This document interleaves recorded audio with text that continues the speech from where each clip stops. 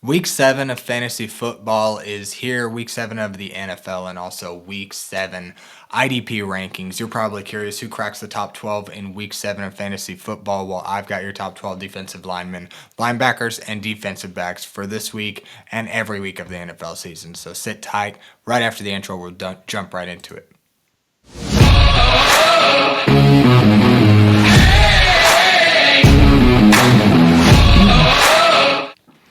Welcome back to another week of the IDP Plus Ranking Show. I am your host, Axton Harding. You can find me on Twitter at AxmanIDP. Feel free to DM me there at any point. Bear with me, I'm a busy guy.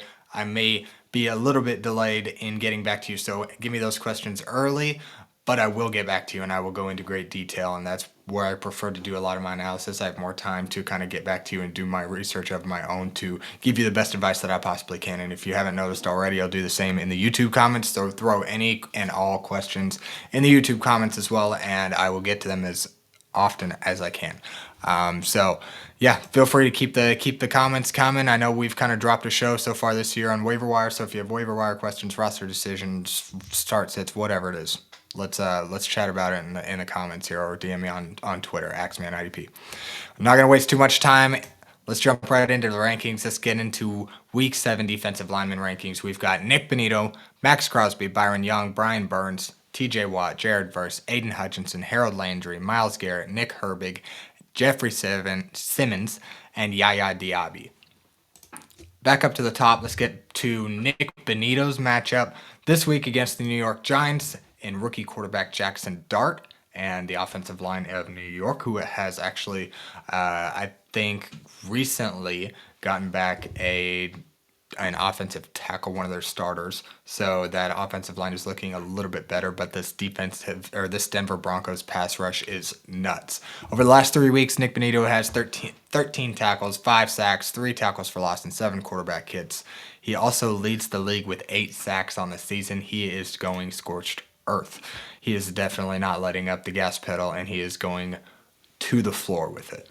Let's talk about his matchup, though, this week as he goes up against the New York Giants, who are a top 5 matchup as it relates to sacks allowed per game by the New York Giants offense. They're giving up just a hair under 2 sacks per game at 1.83. They've also given up a league lead over the last 3 weeks. This is all 3-week averages, FYI, off the top. So over the last 3 weeks, they've also allowed a league-leading 11.67 tackles to the defensive end position. Nik Bonitto's not a high tackle floor kind of guy, but this just adds more weight to the kind of matchup that this is going to be for him. He's already almost guaranteed a sack per game, as he's getting over a sack per game as it is. Now you add a nice tackling floor. Last week, I believe he got 5 tackles, so that's pretty good for a guy like Nik Bonitto. Now he's in a prime tackling matchup. You already got that sack floor for an edge rusher, which is outstanding. This should be a great matchup for the Denver Broncos pass rush.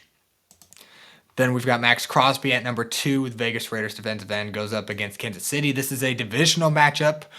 May not be a good one on paper, as we'll just kind of jump into that in just a moment. Let's rip off some Maxx Crosby stats over the last 3 weeks. He's got 11 tackles, 2 sacks, 6 tackles for loss, 5 quarterback hits, an interception, 4 pass deflections, and a forced fumble. Again, all in the last 3 weeks. This week, going up against the Kansas City Chiefs offense, he's going to get plenty of opportunities for pass rushing, in the pass rush to potentially land a sack, get quarterback hits, what have you there. Kansas City's giving up 1 tackle per game over the last, or 1 sack per game over the last 3 weeks to the defensive end position. So they seem they've been middle of the road over the course of the last 3 weeks. The offensive line's held up pretty good, but it's vulnerable.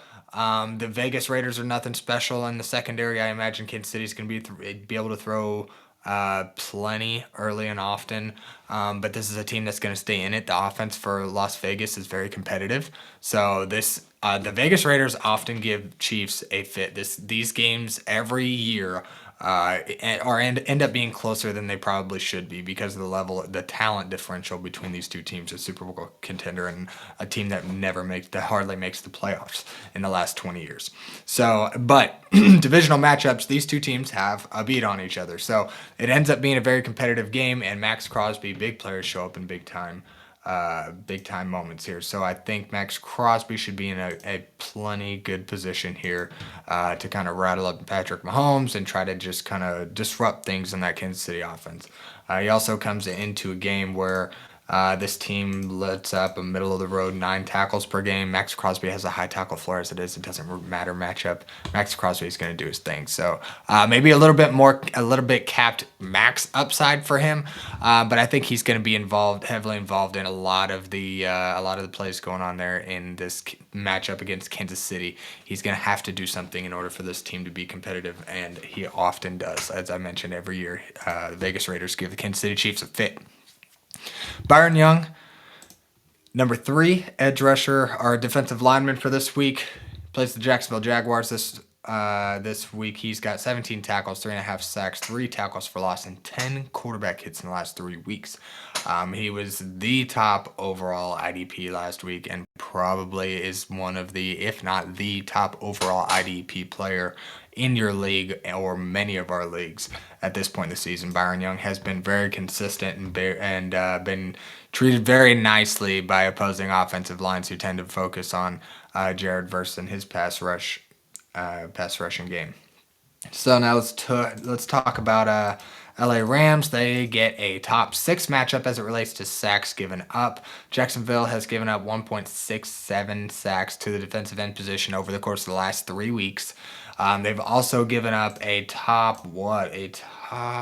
Jacksonville has given up a top 7 tackles per game to the position. That's pretty nice for a solid tackle floor. Both Jared Verse and Byron Young have a nice tackling floor as it is, just coming in as a player, let alone having a favorable matchup that's going to lend well to tackling production as well as big play upside here in the sack department. So we're going to kind of couple this and keep Jared Verse's matchup a little bit shorter, but we'll talk more about his kind of play style as well.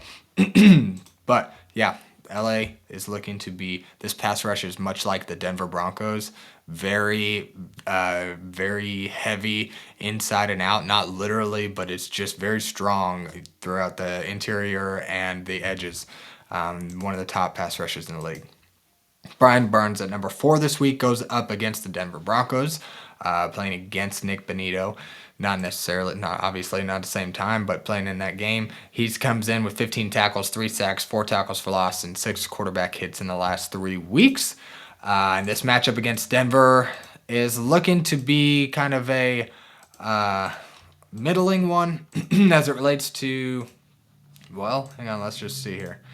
Denver Broncos actually at the bottom, and as it relates to sack production, the Denver Broncos are giving up less than a sack per game to the defensive end position, but the New York Giants, LA Rams, and the Denver Broncos have 3 of the best pass rushes in the league.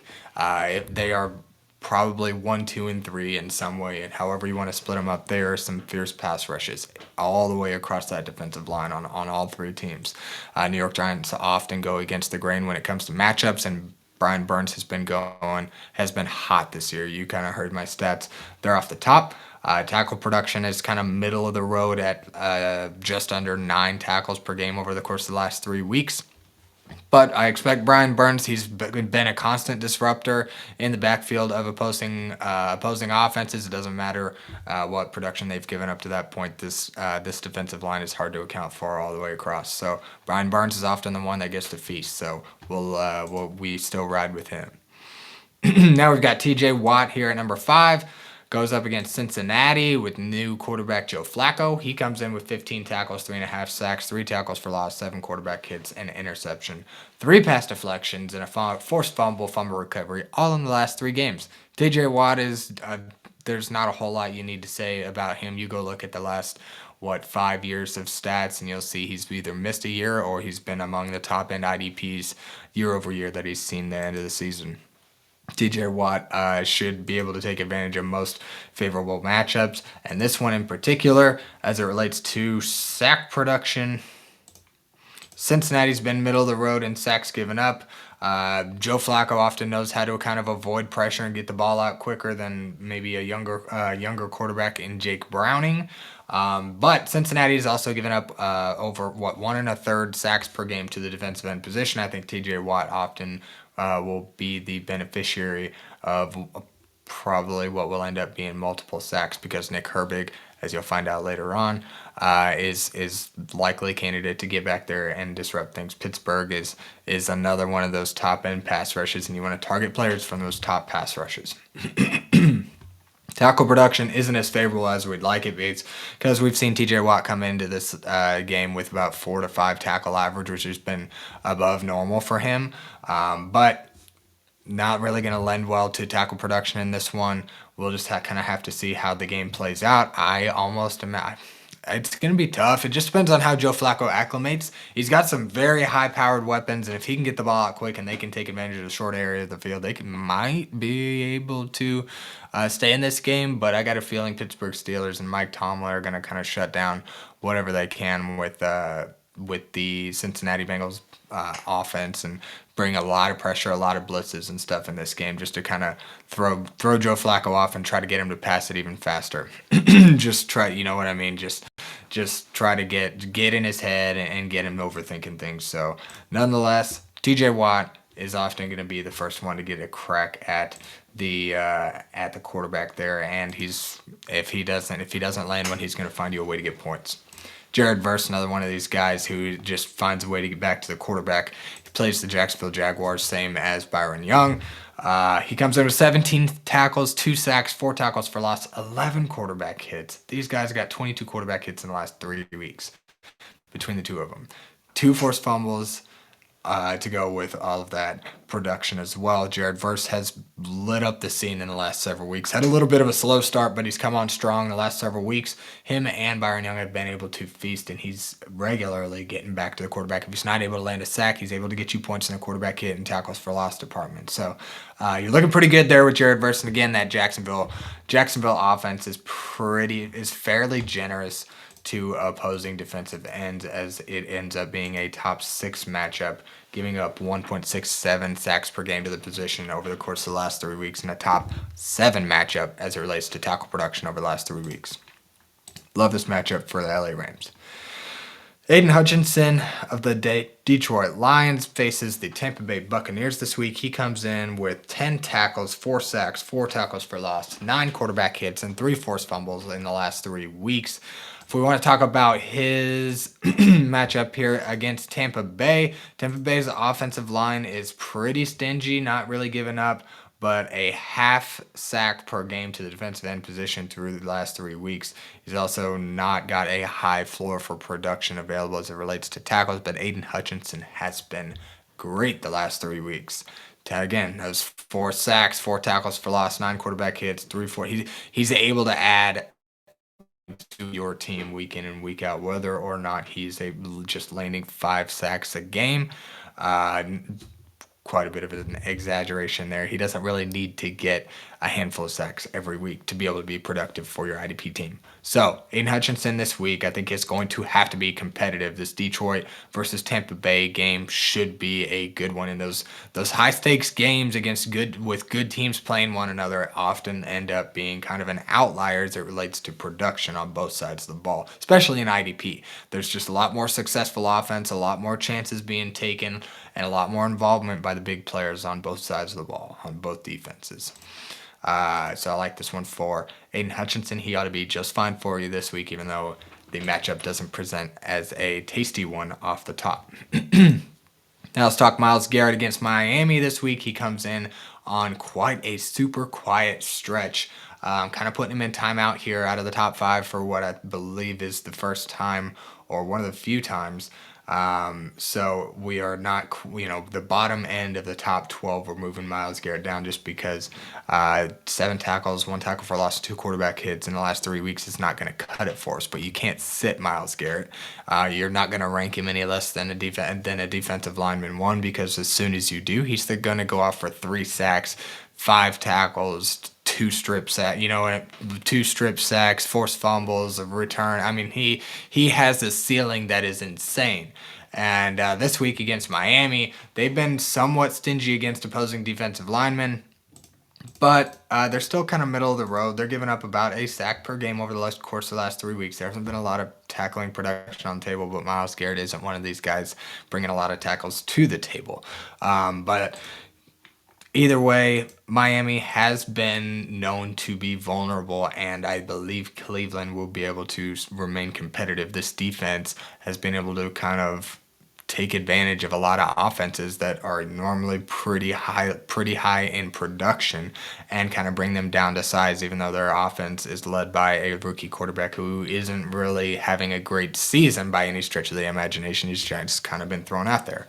But this week I think Cleveland's going to be able to keep Miami in check. I think a lot of that's going to have to be thanks to Myles Garrett putting pressure on the quarterback. We just hope he can get back there and actually get some quarterback hits, tackles for loss, get some points on the board, pass deflection, something.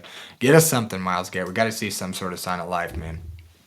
So now we've got Nick Herbig at number 9 against the Cincinnati Bengals. Nick Herbig has been insane with 9 tackles, 4.5 sacks, 4 tackles for loss, 11 quarterback hits, a pass deflection, and a forced fumble all in the last 3 weeks. Nick Herbig, opposite TJ Watt, was the third defensive end in line, often coming in rotation when TJ Watt and or Alex Highsmith are injured. But this week, again, facing that Cincinnati offensive line, who has historically been generous before Joe Flacco. Now that Joe Flacco gets the ball out a little bit quicker, they're able to kind of hold up, but still over a sack per game allowed to the defensive end position in the last 3 weeks. Just under 7 tackles per game, so not really a high tackling floor kind of game for Nick Herbig here, but he's not really much of a tackle guy. He's just going to get you quarterback hits, tackles for loss, sacks. He is able to add a lot of big play upside here, and I think Cincinnati is going to be a vulnerable one. When you got TJ Watt and Nick Herbig coming at you, there's just not going to be any way they're going to be able to shut down both of these guys at an already weak Cincinnati Bengals offensive line. So now we've got a defensive tackle making an appearance in the top 12 with Jeffery Simmons of the Tennessee Titans playing the New England Patriots. Let's just filter here on my little cheat sheet of statistics to the defensive tackle sacks, and let's just see what Tennessee is looking at. Oh my goodness. Tennessee is not looking at a great matchup as it relates to sacks. The New England Patriots over the last 3 weeks have given up just a half sack per game over the last 3 weeks to defensive tackles. So we're not looking for necessarily big play upside, but that really hasn't mattered for Jeffery Simmons. He has been leading the league in almost all categories, statistical categories, among all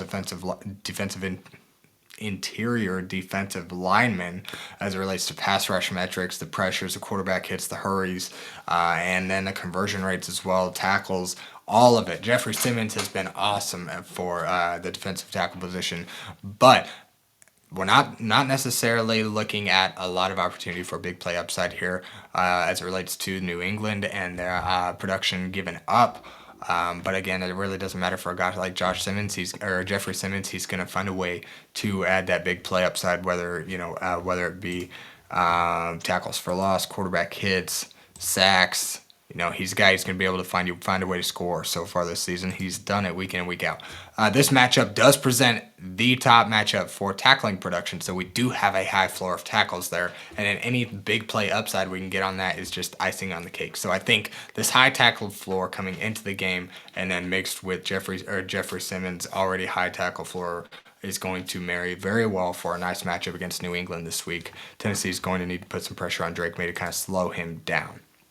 Harold Landry makes the top 12 finally. He is also, much like Myles Garrett, kind of cold here, but he does fall into an outstanding opportunity against the Tennessee Titans this week. He's got 6 tackles, 1 sack, a tackle for loss, and 4 quarterback hits. He's able to get back there to the quarterback. 4 quarterback hits, 2 tackles for loss. He's in the backfield. He's not quite able to land as many of the last few weeks. So let's look at the matchup against the Tennessee Titans, who are giving up 2 sacks per game to the defensive end position over the last 3 weeks. It's a bottom end matchup as it relates to tackles, where they're giving up just a hair over 7 tackles per game to the defensive end position over the last 3 weeks. But 2 sacks per game on the table coming in, and a guy like Harold Landry can very easily take both of those for himself, especially on a defensive line that doesn't really garner a whole lot of other talent quite to the level that Harold Landry has displayed so far this season. So I like Harold Landry to kind of pick back up and kind of bounce back after his lull the last several weeks. Yaya Diaby makes the top 12, rounds it out at number 12 against the Detroit Lions this week. As I mentioned before, this Tampa Bay Detroit Lions game is going to be a back and forth affair. That's going to be competitive. Baker Mayfield is going to stay in this game, and Detroit just knows how to score the ball. I think last week against the Kansas City Chiefs was a particularly tough one, where the coaching, I think, is just kind of a hair above what Tampa Bay is looking at here, and Tampa Bay is also kind of hampered up with injuries as well. But nonetheless, good enough coaching. I think we're going to see a back and forth affair. Detroit's missing Brian Branch and a few people as well, but nonetheless, let's get back to Yaya Diaby in this matchup against Detroit. Yaya comes in with 8 tackles, 2 sacks, 2 tackles for loss, 3 quarterback hits in the last 3 weeks. So nothing crazy, but we're kind of coming off a 2-sack performance last week. So we're talking about a Detroit Lions offense who's down a left tackle. I keep an eye on Sebastian Firon's injury report. Go look up at the DGen doc on Twitter.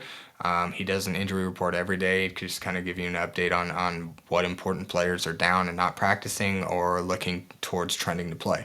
I believe the left tackle for Detroit Lions missed this last week. He didn't sound like he was practicing much at all, so it's not really lending well to this week. We'll just keep an eye on that. That's going to lend well to opportunity for Yaya Diaby in this one.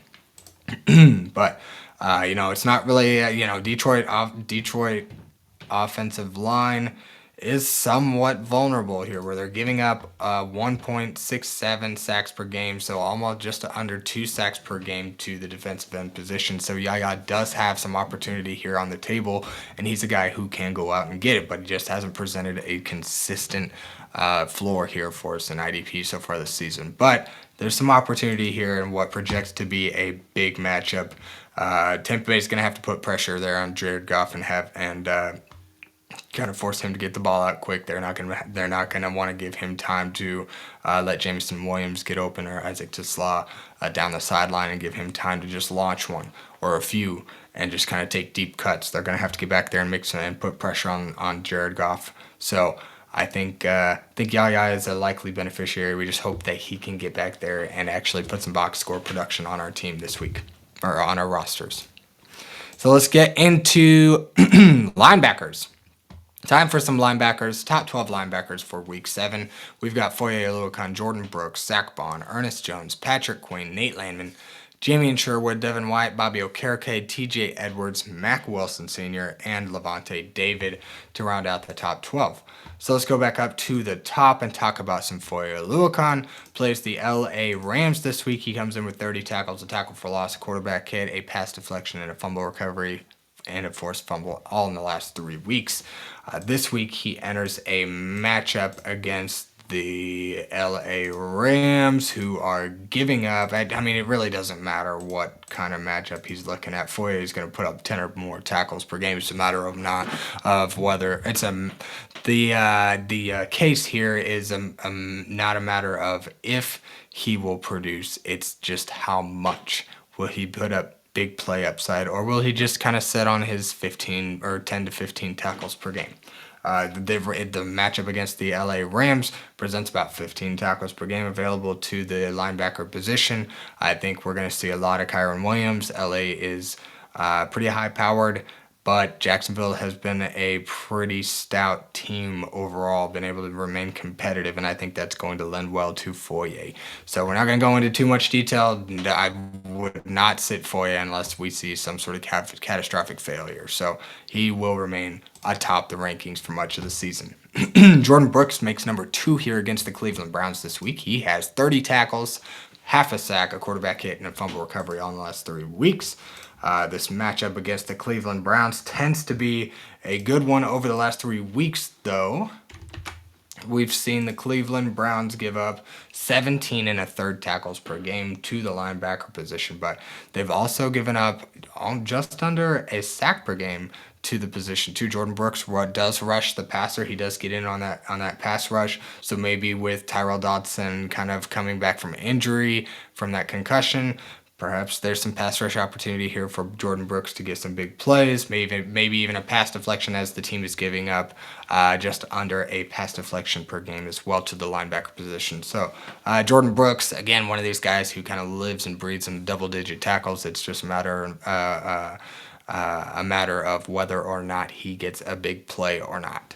So Jordyn Brooks ought to be in fine shape this week against the Cleveland Browns. As I mentioned before, I think this game ought to be able to go kind of back and forth. Cleveland's defense is Miami's offense is not good enough to supersede Cleveland's defense. Let's just say that. So I think Cleveland ought to be able to keep them in check and keep them within scoring distance, or keep this game competitive.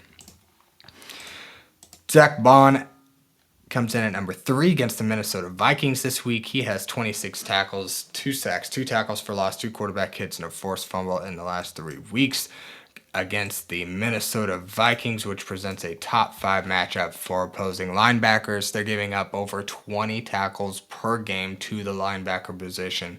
They're also giving up a third of a sack per game, so there's been 1 sack given up in the last 3 weeks.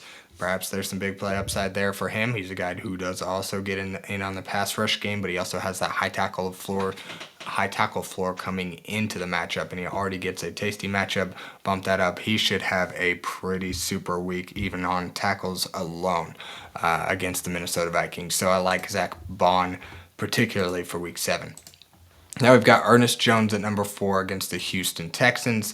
He's got 23 tackles in the last 3 weeks, to go with half a sack, a quarterback hit, an interception, and 2 pass deflections, again, in the last 3 weeks. This Houston matchup presents a top 7 matchup for tackling production. Houston is giving up over 20 tackles per game as well to the linebacker position in the last 3 weeks. But there's not as much big play upside in this one for Ernest Jones. He is one that's going to live and breathe about 7 or more tackles, but as often as he's involved in coverage and the pass rushing game, it doesn't always lend well to 10 to 15 tackle games. Not that he can't do it. He's very capable, and he has done it, but his role is a little bit different. He doesn't quite sit in the middle and stuff all the runs all the time. He's a little more involved in other parts of the game as well. So Ernest Jones ought to be fine this week. This is a high floor game. He is a high floor player. You combine the two, and you get a little bit of bump in that player's floor as well. So I like Ernest Jones this week against Houston. He's my number 4 linebacker. Patrick Queen for the Pittsburgh Steelers goes against the Cincinnati Bengals. He's got 30 tackles, a sack, 4 tackles for loss, a quarterback hit, and 3 pass deflections in the last 3 weeks.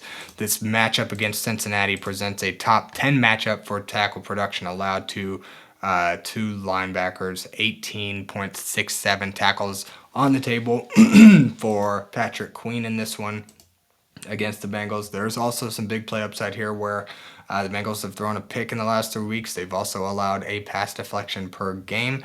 They've also allowed 1 sack in the last 3 weeks to opposing linebackers. So there's plenty of opportunity here for Patrick Queen to continue this kind of nice little run of 10 tackle average, getting us involved in the pass game, getting some tackles behind the line of scrimmage and getting us points that way, and then also being involved in the pass defense, getting some pass deflections there. So he's been doing nice. We expect him to continue doing that this week in a favorable matchup against the Bengals. Nate Landman now is at number 6. He is playing against the Jacksonville Jaguars this week. 37 tackles, 1 tackle for loss, a quarterback hit, and 4 pass deflections in the last 3 weeks. Now, this matchup against the Jacksonville Jaguars presents a top 9 matchup for tackle production allowed to opposing linebackers. 18.67 tackles per game allowed. They've also given up over a pass deflection, 1 1/3 pass deflections per game to the linebacker position, and Landman has 4 pass deflections in the last 3 weeks. Marry the two, we're looking at a lot of big play upside. Expect Nate Landman to continue doing what he's been doing on this nice 3-week stretch that he's had, where he's just been blowing up the linebacker position as it relates to IDP and rankings anyways. Now we've got Jamien Sherwood going up against Carolina. This is a favorable matchup for him as well. 30 tackles. He's got 2 quarterback hits and 2 pass deflections in the last 3 weeks. Got that 10 tackle average. He's a high floor of tackling type of type of player just coming into this matchup. Now, Carolina is going to bring the most tackles to the table. Over the course of the last 3 weeks, they've been giving up 23, almost 24 tackles per game. Rico Dowdle has been running the ball almost 30 to 40 times a game by himself. So they've just been bleeding tackling production to opposing linebackers, and Jamien Sherwood is a guy who's going to need tackles to be productive for your IDP team. I expect him to have a hell of a day this week against the Carolina Panthers, who, if Chuba Hubbard even does come back, I expect them to run the crap out of both him and Rico Dowdle and continue doing what's worked for them. So expect Jamien Sherwood to be in on a lot of those tackles. Devin White, number 8 linebacker this week against the Kansas City Chiefs.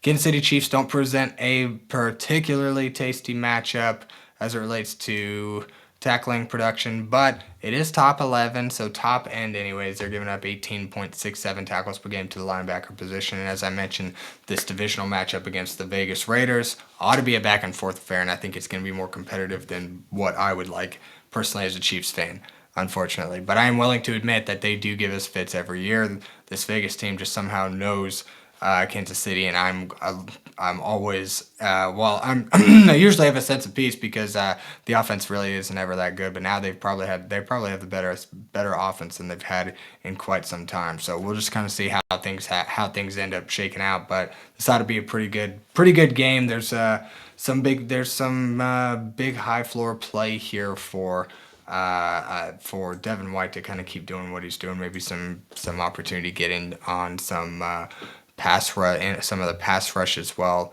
I expect the Chiefs to air it out. Really, the way that's the most effective is to kind of blitz and attack them from the interior as well. So we're just going to see how this shakes out. Devin White has been doing very well the last 3 weeks, getting in on the big play upside where he's had an intercept. Did I mention his stats? 24 tackles, a sack, tackle for loss, quarterback hit, an interception, pass. So he's getting plenty of big play upside. He's adding to your adding points to your rosters other than just flat out tackles like some of these guys have a tendency to do. Just to have a good. It's good to have a good good high tackling floor linebacker, somebody you can really rely on too. But it's nice to have a guy who's able to get back and make tackles behind the line of scrimmage or get their hands on some passes as well in coverage. You like to see things show up in the box score. That's what gets us points. Bobby Okereke is one of these guys who really just relies on tackles. Now, that's the way he plays the Denver Broncos. He comes in with 20 tackles and a pass deflection in the last 3 weeks. Again, he's not a very flashy player, but he historically has been a very consistent one. And he draws a top 3 matchup as it relates to tackling production, where the Denver Broncos are giving up 21.33 tackles per game to the to the linebacker position. New York really rolls out one full-time 100% of snaps linebacker, and that's Bobby Okereke. Musal is probably going to run 60 to 80 snaps or percent of snaps. It's just going to kind of depend on the game flow here, but the guy you want on this New York Giants team as far as linebackers goes, it's going to be Bobby Okereke. He's probably going to flirt with 10 or more tackles this week and just have himself a nice high floor game. You figure they run 2 linebackers at most, at least not half. Let's go with a third to be generous. 7 tackles just on the table laying there, and then a guy like Okereke, a high tackle floor kind of guy, could go up and get 10 to 15 tackles in this game. It just depends on the game flow and how things go. So I think this ought to be a nice floor game for Bobby Okereke. Start him with confidence. TJ Edwards made a return to the field this last week. Now he's kind of warmed up, got back to the speed of the game after having missed some time. Now this week they faced the New Orleans Saints. He had 9 tackles last week, which is pretty encouraging. That's a pretty nice floor, especially coming off injury there. It kind of lends well to maybe no setbacks here. So he draws a good matchup again against the New Orleans Saints, who are giving up 19.33 tackles per game to the linebacker position. Also giving up just over half a pass deflection and coverage as well. I think that's probably going to be more up Tremaine Edmonds' lane, but 19.33 tackles per game. That's TJ Edwards' sweet spot. I think we kind of see Tremaine Edmunds fall back more into coverage and that kind of floating around kind of linebacker, and we see TJ Edwards really just plant himself in the middle and soak up tackles like he always does. So we'll just kind of have to see if they kind of warm him back up into that, or if they throw him back out there, back into that role as if he had never left. So because Tremaine Edmunds was doing very well in replacement, I think Noah Sewell did fine as well, but 9 tackles in that first game back is very encouraging. I think we have a nice high tackle floor game this week from TJ Edwards.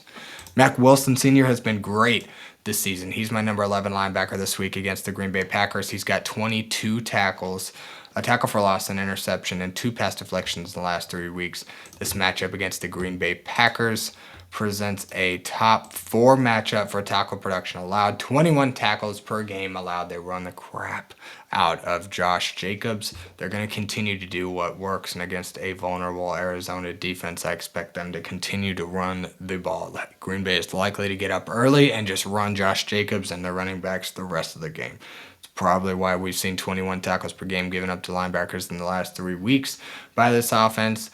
It's just going to be a very high tackle floor game for Mack Wilson. We hope that maybe he can get in the backfield early on in this one, maybe land a pass deflection or some sort of big play to add to our plate here for IDP this week. But nonetheless, he's a guy who's had some high upside this year. We've already got a high floor game. These kind of guys can go out and kind of grab you some extra stats there. So I think Mack Wilson is set up for a good week in week 7. Lavonte David. No oldie, but a goodie here. At 36 years old, still doing it. He's rounding out the top 12 this week against the Detroit Lions. He comes in with 18 tackles, a sack, 3 tackles for loss, 2 quarterback hits, an interception, and a pass deflection in the last 3 weeks, over the course of the last 3 weeks. And this week against the Detroit Lions presents a nice matchup for tackle production. 20.33 tackles per game on the table for opposing linebackers playing the Detroit Lions.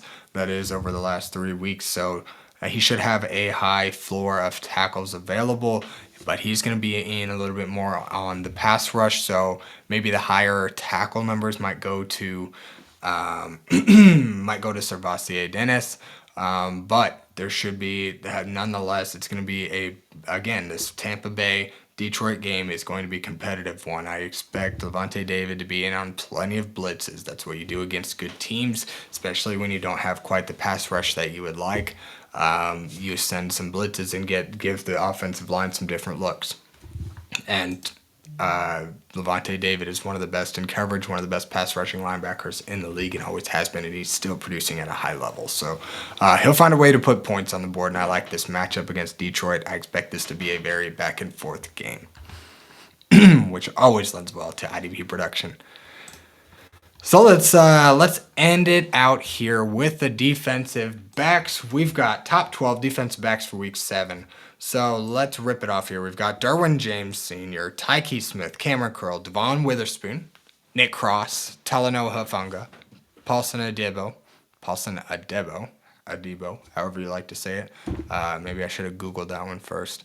Number 8, Kyler Gordon, Quentin Lake at number 9, Tre'Von Moehrig at 10, Kenny Moore at 11, and Tyrique Stevenson there at 12. We would like to throw in some cornerbacks here in favorable matchups. So let's go back up to the top and talk about Derwin James against the Indianapolis Colts. He comes in with 16 tackles, a quarterback hit, a half a sack, an interception, and a pass deflection over the last 3 weeks.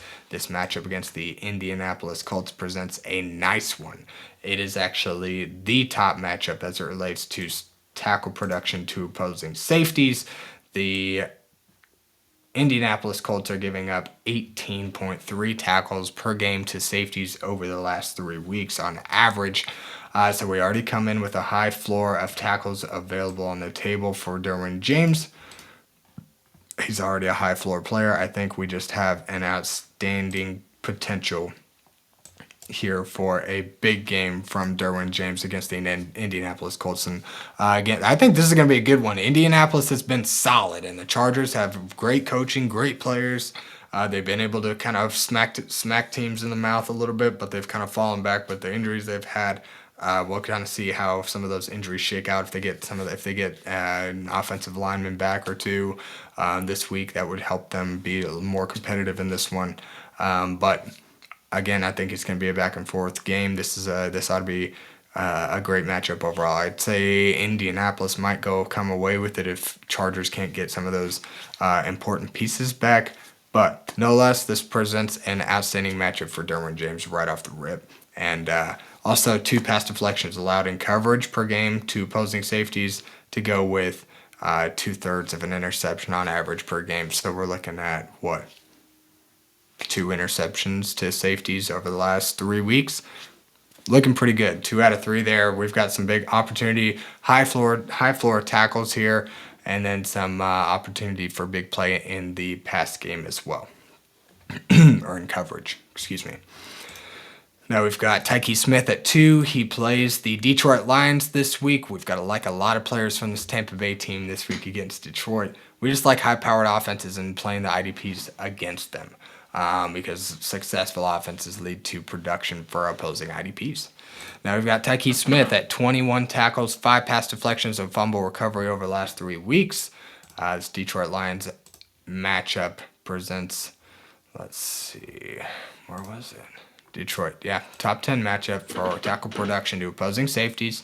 14 2/3 tackles per game allowed to opposing safeties. Tykee Smith is averaging like 5 to 7 tackles per game. This ought to be pretty ho-hum for him. I expect him to be one of those big impact type of players in this game against Detroit because they're going to need some help from this defense to make some big plays. I expect them to rush a lot. Again, I mentioned earlier, a lot of blitzes. I expect some of those blitzes to come from Tykee Smith, Lavonte David. Those are 2 of the guys not on that front line that are going to be involved in the pass rush. So I think Tykee Smith has himself a day against Detroit. Kam Curl's been a very good player over so far this season. A guy I loved coming in to the league, and he's finally in a position that he can just continue to produce. And he plays Jacksonville this week. He's got 21 tackles, 2 interceptions, and 3 passes defended over the course of the last 3 weeks. This matchup against Jacksonville is going to present a top 6 matchup for tackling production at 15.33 tackles on the table coming in. And Kam Curl's been averaging 6-8 plus tackles a game already. So I think Kam Curl ought to be involved in this passing game. Trevor Lawrence is one to be known to make mistakes in that passing game, just have some mental errors or kind of get down on himself and double down on a couple of mistakes. So Kam Curl is one that's going to take advantage of that ball hawk. Going to make him make a mistake whenever the LA Rams pass rush just forces him to get the ball out too early. Kam Curl ought to be there to get his hands on it, maybe even come down with one. Devon Witherspoon makes the top 12, but he comes in as my number 4 DB this week against Houston. When he does play, he's great. This kind of comes with a little bit of a caveat that he's returning from injury. Keep an eye on his injury status. Again, follow Sebastian Fearon at the DGen Doc. He is going to give you very informative injury reports, sometimes multiple times a day, as we kind of get information from practices and stuff each day. So go follow him, check out the injury report, keep an eye on Devon Witherspoon. If he ends up playing this week, he ought to be great. In just 2 games this year, he's got 17 tackles, a tackle for loss, a quarterback hit, a pass deflection, and half a sack. That's only in 2 games. So Devon Witherspoon as a nickel corner for the Seattle Seahawks should be in a great position. Now if we want to look at production as it relates, because my stats have the tackle averages for cornerbacks and nickel corners all lumped in together. So if we want to talk about a top 2 matchup for cornerback production, tackle production just on the table here at 16 tackles allowed per game and a pass deflection and coverage as well. Even a third of an interception. They've given up 1 interception in the last 3 weeks to opposing cornerbacks. So Devon Witherspoon ought to be in an outstanding matchup against a vulnerable Houston offense who's going to have to pass to stay in this game because Seattle's been too great. Their pass rush has been able to be very effective, and their offense has just been humming. So I think Seattle might just run away with this one. But we'll just kind of see. I think Houston's going to have to pass a lot. Devon Witherspoon is going to be in a good position there to take advantage of a mistake-prone offense in Houston with weak offensive line already. So now we've got Nik Cross here at number 5 playing the Chargers. He's got 28 tackles, 2 tackles for loss, a quarterback hit, a pass deflection, and a half sack in the over the course of the last 3 weeks. This matchup against the LA Chargers presents a better one than it has over the last the last stretch there, starting to kind of get their feet back under themselves after kind of falling apart there when Joe Alt went down. But we've got Nik Cross, a high tackle floor kind of guy, just coming into this game. And now we want to look at, let's see here, let's get rid of a few things. We want to look at tackling production to opposing safeties. And this matchup against the LA Chargers is going to present a bottom half matchup at 12.6 tackles allowed per game. There's a little bit of an opportunity for a big play upside in more or less just pass deflections. They give up a pass deflection per game to the position. Nothing too crazy that I'm like targeting specifically. I'd like to see I'd like to see something in the sack game. I'd like to see something given up in the interception game. They haven't given up an interception to opposing safeties or a sack to the position in the last 3 weeks. But Nik Cross is involved in the pass game. He's got, did I mention any, no, I guess he doesn't. He does, 2 tackles for loss. So he is often around the line of scrimmage and making plays behind the line of scrimmage. Making plays behind the line of scrimmage leads to more points. Quarterback hits. Tackles for loss are a little extra. A sack is another chance for some big plays there. Maybe even some pass deflections if he can get his hands on a blocked ball or something like that. As he's rushing the passer. So, he's going to be around the line of scrimmage. Nik Cross already has a high floor kind of play here. He's already, that's at 28 tackles in the last 3 weeks. That's like almost 10 tackles per game. He already got a high floor. I think he ought to be fine. Talanoa Hufanga. This week, he plays the New York Giants. He has 13 tackles, 2 tackles for loss, 2 quarterback hits, 2 pass deflections, and a sack in the last 3 weeks. Another guy involved right there around the line of scrimmage, making tackles behind the line of scrimmage, getting involved in the pass rush, and then also getting his hands on some batted balls in coverage as well. This matchup against the New York Giants. Let's see. The New York Giants playing Denver. This is a top 3 matchup as it relates to tackle production allowed to opposing safeties. 16.67 tackles per game available, just coming in for Talanoa Hufanga, and he hasn't really displayed a high tackle floor in the last several weeks. I think we kind of had a low tackle, 2 tackle game here a week or 2 ago, but this one there should be no shortage of tackles or big play upside here. As we look at so they've given up maybe a half sack to the safety position in the last 3 weeks. But I think we're more shooting for a high floor game for Hufanga in this one. Paulson Adebo, New York Giants corner, is playing the opposite side of this game, playing the Denver Broncos. The Broncos passing game has been pretty generous to opposing safeties, where we're looking at a top 6 matchup in tackle production allowed at 15 tackles per game. You split that up between 2 cornerbacks and a nickelback. You're looking at a split of 4 to 5 tackles apiece, and then depending on the kind of player in the game flow, you can add a few more to that as well. So I think we're looking at a nice floor for Paulson Adebo. He's been a guy who's kind of lived at about 5 or more tackles per game. Might dip down a little bit below that, but he's a high floor player. He's going to be involved in be guarding a lot of the more popular targets on any given team. So, and this New York Giants defense is awful, so they better stick with the good players that they do have, and Adebo's been pretty productive for them. So let's talk about some Kyler Gordon here at number 8, going against the New Orleans Saints, a surprisingly successful offense. But we want to give Kyler Gordon a pass on last week's game. He only had 2 tackles and I think a fumble recovery or something, if I'm not mistaken. Yep. Yeah, 2 tackles and a fumble recovery last week, but it was his first game back from injury. Now he comes into this season as the team's slot corner, and he played almost exclusively from the slot corner, 80% of snaps from the slot corner. Now this week he's going to guard Chris Olave, who's been seeing 10 to 15 targets per game off the rip. And I expect New Orleans to have to continue to pass to stay involved and keep up with Caleb Williams and the Chicago Bears offense. So New Orleans, again, they've been surprisingly successful passing the ball or the rock about 35, 40 times a game, between 30 and 40.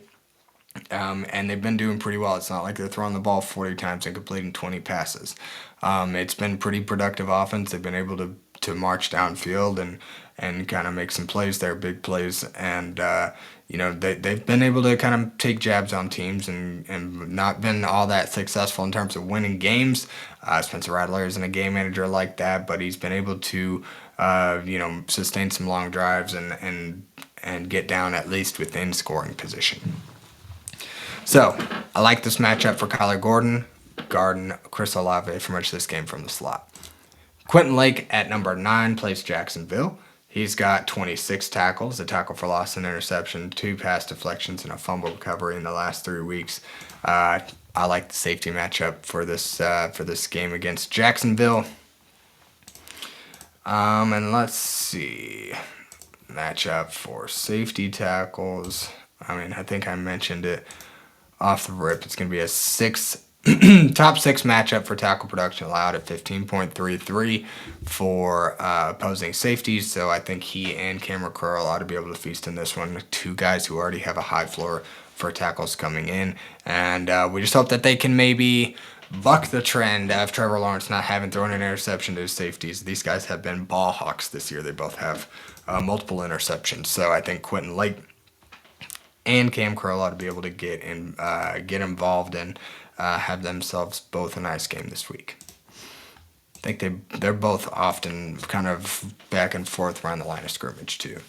Tre'Von Moehrig, Carolina Panthers safety, plays the New York Jets this week.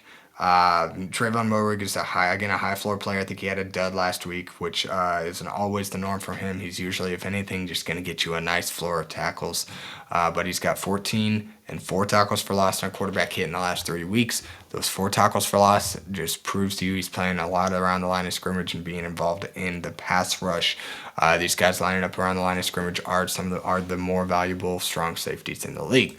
Now this week he plays against the New York Jets, which is going to present not a tasty matchup in the passing game. Justin Fields can't do crap, but that's why I've got Tre'Von Moehrig here kind of at the bottom of the top 12, because he's a guy who's just going to bring a high floor of tackles himself regardless of what the numbers are showing. But there's some opportunity here also for safety sacks, where Justin Fields has been sacked about a half time per game by an opposing safety. He's also allowing some big play upside and pass deflections, some potential for interceptions. He's not a great quarterback. He's going to make mistakes. He's going to try to take some chances, and there should be opportunity here for Tre'Von Moehrig to get involved somehow or another to disrupt Justin Fields. So Tre'Von Moehrig got to be fine. Don't freak out about last week. I think he does bounce back, if nothing else, just a little bit, to kind of regress to his normal tackle production at the very least. But there's some opportunity here for some big plays. Now let's talk Kenny Moore at number 11, playing the LA Chargers this week. He has 10 tackles, a tackle for loss, a quarterback hit, a sack, an interception for a touchdown, 2 pass deflections, and a forced fumble in his last 3 games. But he's been injured, so we just hope that he can come back this week. Keep an eye on his injury status. Again, go follow Sebastian Firon. It look like he should be trending towards coming back and playing this week, as the Indianapolis Colts are going to need him against a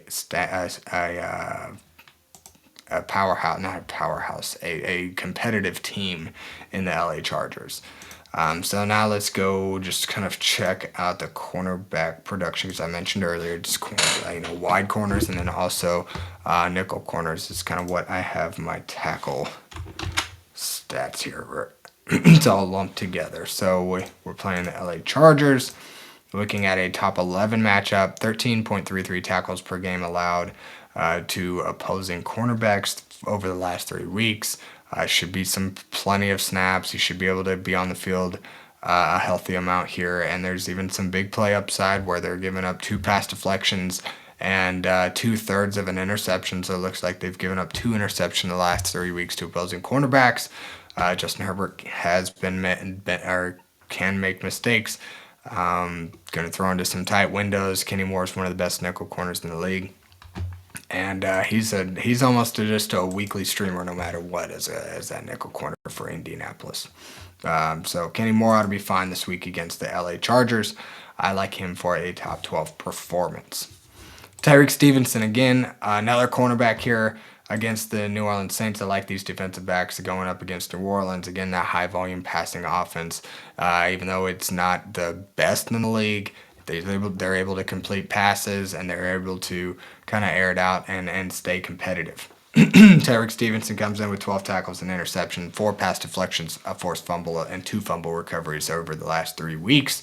And this matchup against the New Orleans Saints presents a nice top 4 matchup for tackles allowed to opposing cornerbacks at 15.33 on the table just coming in.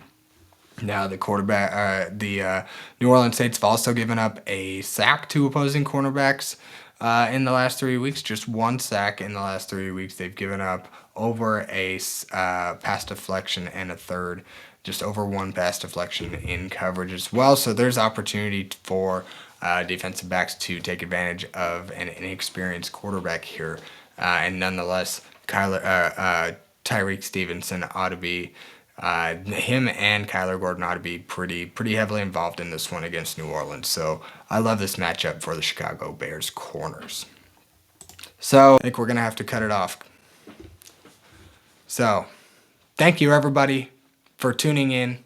Reach into the comments. Let me know if you have questions, and we'll chat there. So until next time, we'll see you in Week 8 for the Week 8 IDP rankings. Again, I'm Axton Harding, and this is the IDP Plus YouTube channel.